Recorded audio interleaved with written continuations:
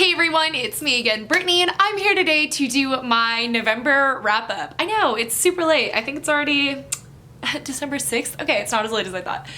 But I'm finally here to give you the books that I read in November. Honestly, this is my worst reading month ever since I started my booktube channel. So, yeah. Still not bad. We all have bad reading months. This isn't terrible, honestly, mostly because of my 24-hour readathon. So if you want to hear more in-depth thoughts about most of these books that I'm going to talk about, I will link it somewhere up here. And you can go watch that. It was really fun, and I managed to finish quite a bit. So the first book that I read in November was Ace of Shades by Amanda Foody.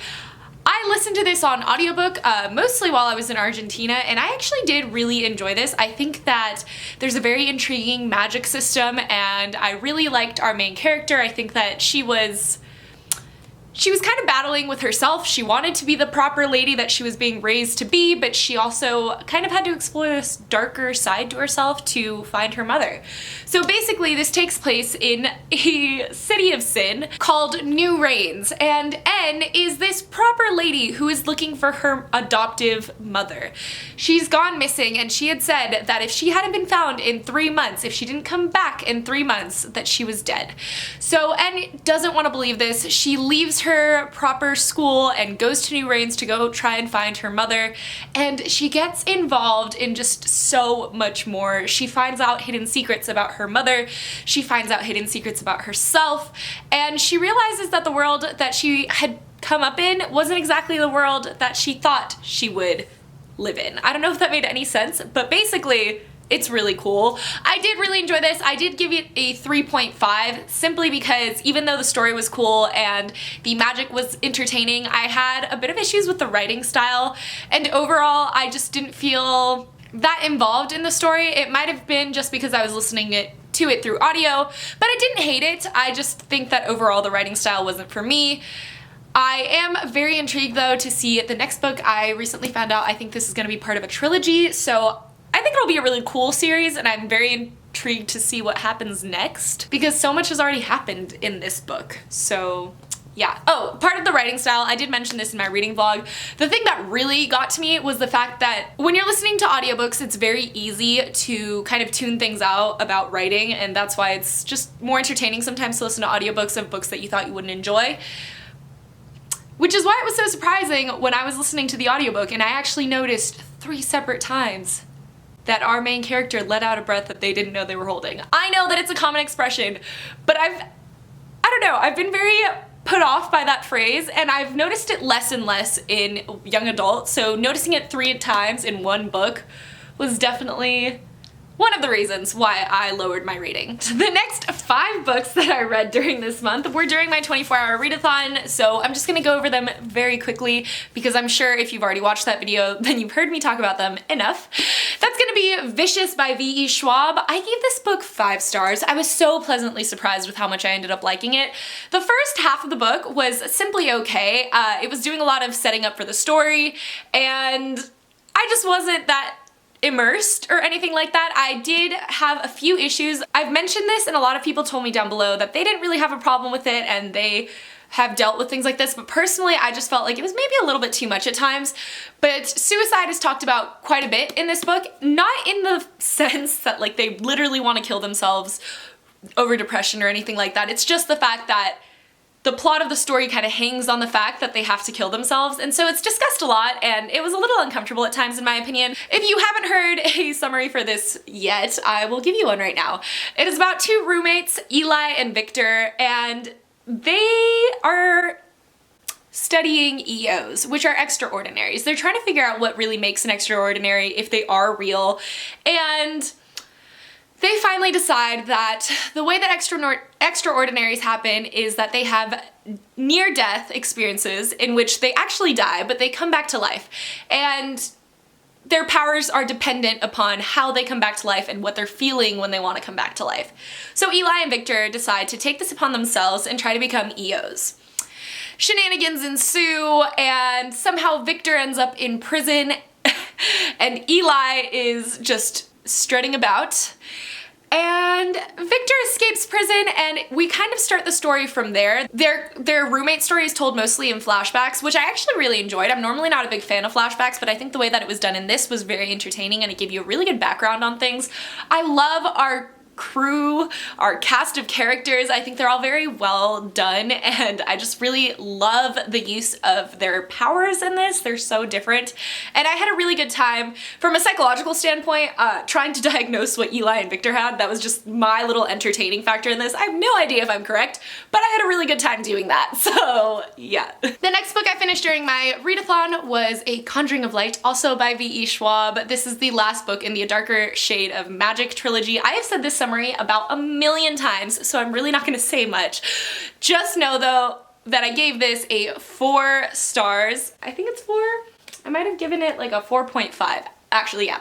I gave this 4.5 stars. I did listen to it on audiobook. I do really want to go back one of these days and reread the entire series and actually read it and not like read it physically and not listen to it, just because I want to tab it up. I think I will notice a lot more by reading it, and I think I'll be more engaged with our characters, because even though I did really enjoy this, I just feel like there was something missing, and I think it was the fact that I was listening to it on audio. Basically, I did really enjoy this ending. I thought it happened maybe a bit too quickly. I've always felt that way though with V. Schwab's like fight scenes. I feel like they happen really fast and then they're resolved really quickly as well. This one was a bit better, but it still wasn't fantastic. And I just still feel like the romance that is developed through these 3 books isn't necessary. I think that they definitely could have stayed as friends and the story would have been exactly the same, and I think it would have had a really good message as well, like, and that not all fantasy really needs romance. Like, romance is fun. I mean, I love romance, but there are some stories where I really don't think it's necessary, and I think this was one of those.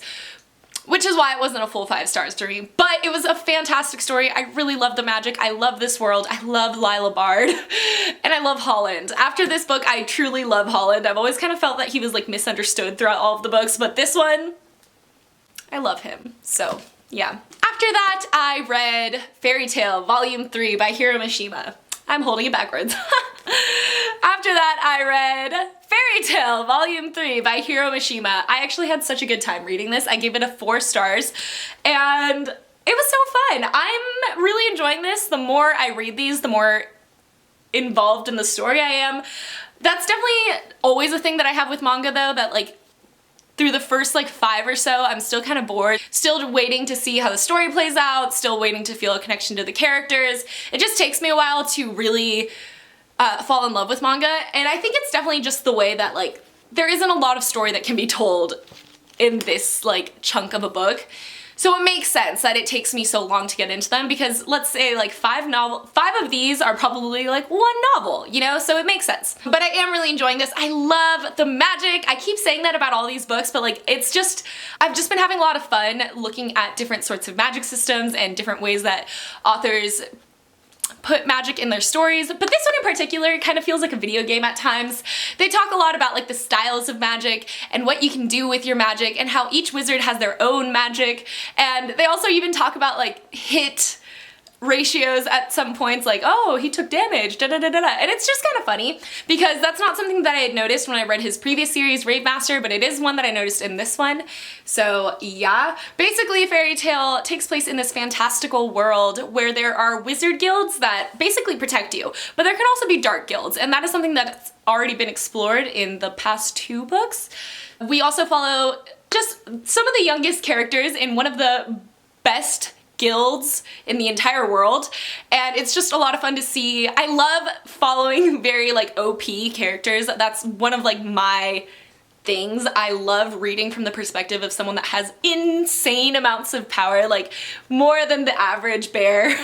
So that's definitely something that is fulfilled in this. After that, I finished A Tragic Kind of Wonderful by Eric Lindstrom. This is fantastic. I had so many good things to say about this. I don't want to talk about it too much because I literally talked 3 separate times about this in my 24-hour readathon, but I gave this 5 stars. This is a book about a girl named Mel who has bipolar disorder, and it just kind of follows her story. It follows her friendships, it follows her family dynamic, it follows her just through her day-to-day life, and as she's kind of trying to come to terms with something tragic that happened to her about a year ago.